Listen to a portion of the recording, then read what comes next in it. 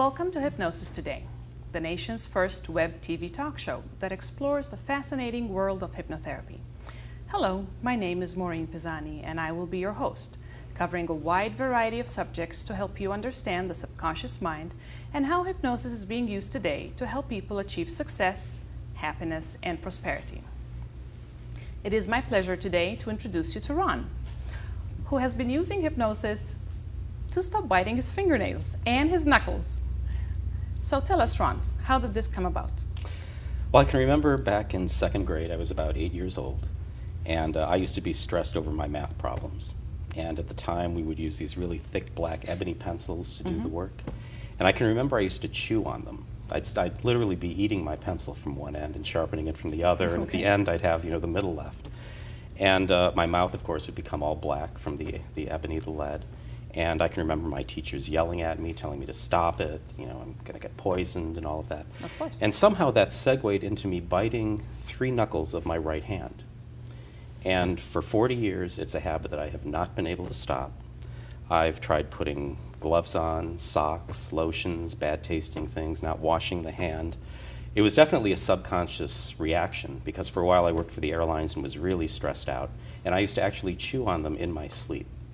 And I'd wake up in the morning, they'd be split open, there'd be blood and everything, and it was just a very odd habit that I could never So it was stop. really ingrained. Yeah, and this went on for 40 years. Wow. And then you decided to take hypnosis out for a Yes, challenge. and then I found you. And would you mind sharing with the audience what your opening statement was? I said, if you can solve this problem for me, I will be 100% convinced that hypnosis does work. And it worked. Well, it was interesting because biting fingernails is not something, knuckles, I keep saying fingernails, I'm sorry. It was the but knuckles. Biting the knuckles is something that not too many people do. Right, And it was definitely an anxiety release for you.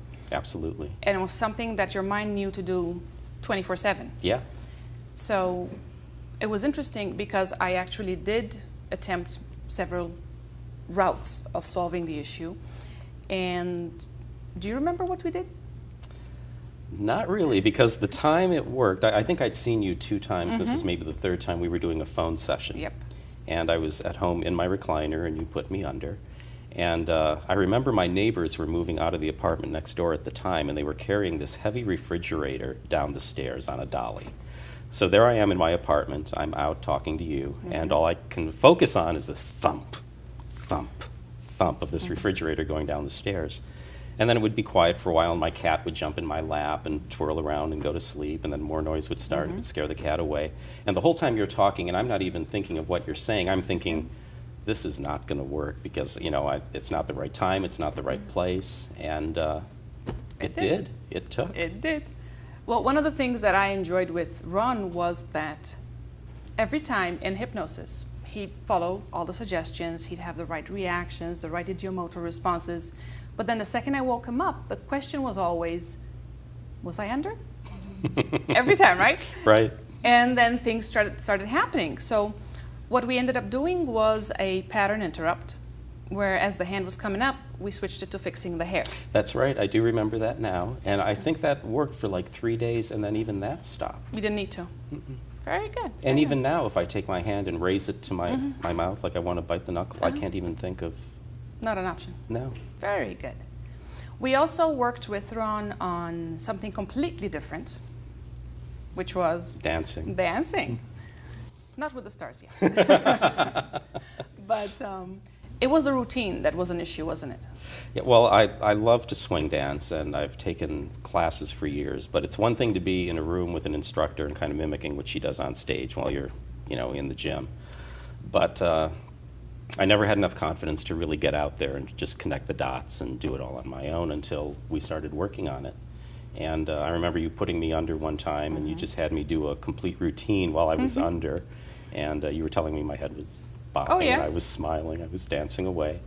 And that weekend I went to Catalina. There was a swing dance in the casino ballroom there, and I had no problem getting up in front of, I didn't care who was watching or what they thought. I just went Very out there good. with my partner and had a great time and connected all the dots, and all the pressure was gone. So the confidence level for The you confidence was dancing is there. back. Yeah. Excellent. So if you had to go dancing again, would you still feel the same? Oh, yes. Yeah. Okay, good. So that's something that I like, the instinctive response, the excitement that just, oh yes, absolutely. So that's very authentic, that's good. So with regards to your attempts with hypnosis and successes, it sort of sounds like you've built up a nice momentum going now. Yes, it's been very successful. So now we have another little issue, don't we? Oh, yes. We have tackling the Bowflex. Losing the weight and getting into shape. And I know you've had the Bowflex for some time now. It's been about 18 months. I bought a used one about 18 months ago, and it's just been sitting in my guest room unused. Well, it sort of had a function, didn't it? Well, hanging stuff, and my cat would sit on it occasionally. You're sort of hoping to get something more out of that, though, Yes, right? yes. And when it comes to the thought of Bowflex and exercise, and why are you interested in using the Bowflex? Well, I'd like to be in better shape, lose a couple extra pounds, just feel better about myself.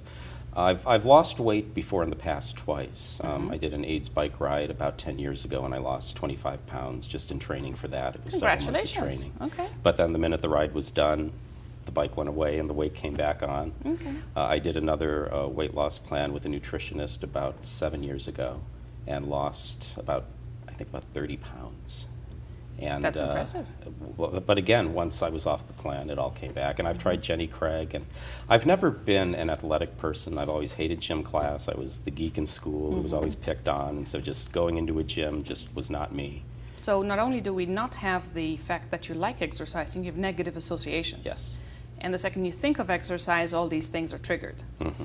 And the second you think of them and the negative associations come up, you recoil.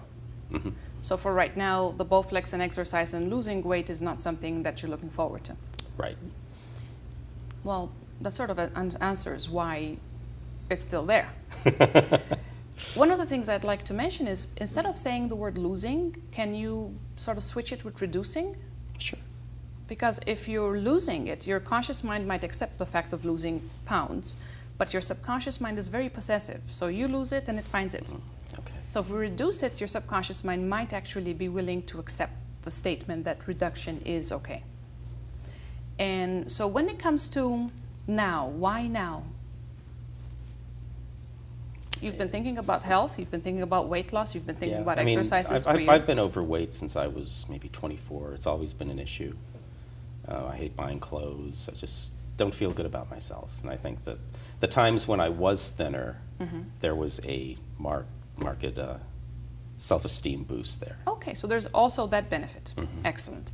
So now, in the next segment, what we'll be doing is hypnotizing you and getting the ball rolling with regards to tackling the Bowflex and looking into new options of life and maybe food choices and motivation. Sounds like a plan? Excellent. Sounds good. So when you had to think about the times you did reduce weight, can you see yourself? Do you remember how you looked? Oh, yeah. Do you remember how you felt? You seem to like those. Yes, lots more energy. Okay. So even clearer thinking, it seemed to go with it. Okay, very good. So accessing those memories is going to be something easy for you. Good. Any fears of what might happen when you do reduce your weight? No, I guess the biggest fear is the fear of putting it back on again. Okay, all right, very good. So if you had to make a choice where the Bowflex is something you do regularly, that would eliminate it coming back, right? The extra weight coming back. Right. And you mentioned something about finding an exercise partner. Yeah, I found an exercise buddy who wants to do the plan with me. We'll be each other's support, workout partners. That's good. He'll hopefully come to my apartment 3 times a week, and we'll do the Bowflex together. Excellent. Excellent. So at this point, if you had to give me a 0 to 10 scale, let's say 0 being absolutely no motivation, 10 being without a doubt doing it, where would you be? It tends to fluctuate, but I would say right now about a 5. Okay. And if you had to look into moving forwards and doing this on a regular basis, do you think it's going to increase? Yes. Okay, because in the past it has, right? Yeah. Good. So you know that investing energy, exercise, nutrition, and everything is going to be beneficial for you. Yes, absolutely. So we just have to get the ball rolling. Right. Fantastic. So one of the things that I want to also mention is in Ayurvedic medicine, opposed to Western medicine, Western medicine is no pain, no gain. Ayurvedic is if you think you can do 20 push-ups, only do 10. So we can start building a subconscious association with the fun of exercising, because you know you're going to get the results, and the lack of the aches and pains the next morning. Because what usually happens is we do our best, right? We go way past what we're capable of doing, and then the next morning it's like, holy mackerel, I feel like I'm 150, which builds the association, don't try because you're going to feel bad. So if we had to only go 50% of your capability, it'll build the stamina to keep going. Okay. So good? That sounds good. Excellent. No pain. Can't argue that. Can you believe that? No pain. And now, if you don't mind, Ron, I'm going to take a quick break. So if you could give us a moment, we're going to take a short break. But stay tuned, because when we come back, we're going to talk more about tackling that Bowflex and exercising with fun.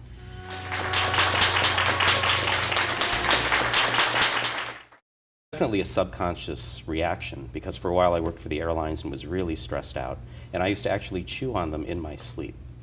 And I'd wake up in the morning, they'd be split open, there'd be blood and everything, and it was just a very odd habit that I could never So it was stop. really ingrained. Yeah, and this went on for 40 years. Wow. And then you decided to take hypnosis out for a Yes, challenge. and then I found you. Hypnotherapy. Hello, my name is Maureen Pisani, and I will be your host, covering a wide variety of subjects to help you understand the subconscious mind and how hypnosis is being used today to help people achieve success, happiness, and prosperity. It is my pleasure today to introduce you to Ron, who has been using hypnosis to stop biting his fingernails and his knuckles. Come all black from the ebony, the lead.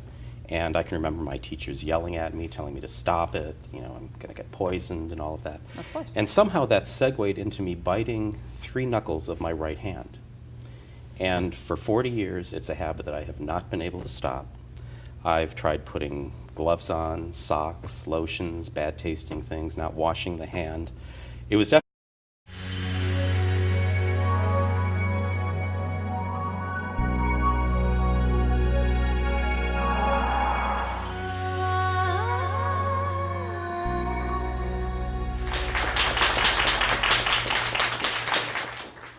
Welcome to Hypnosis Today, the nation's first web TV talk show that explores the fascinating world of hypnosis. So tell us, Ron, how did this come about? Well, I can remember back in 2nd grade, I was about 8 years old, and I used to be stressed over my math problems. And at the time, we would use these really thick black ebony pencils to do the work. And I can remember I used to chew on them. I'd literally be eating my pencil from one end and sharpening it from the other, and at the end, I'd have, you know, the middle left. And my mouth, of course, would be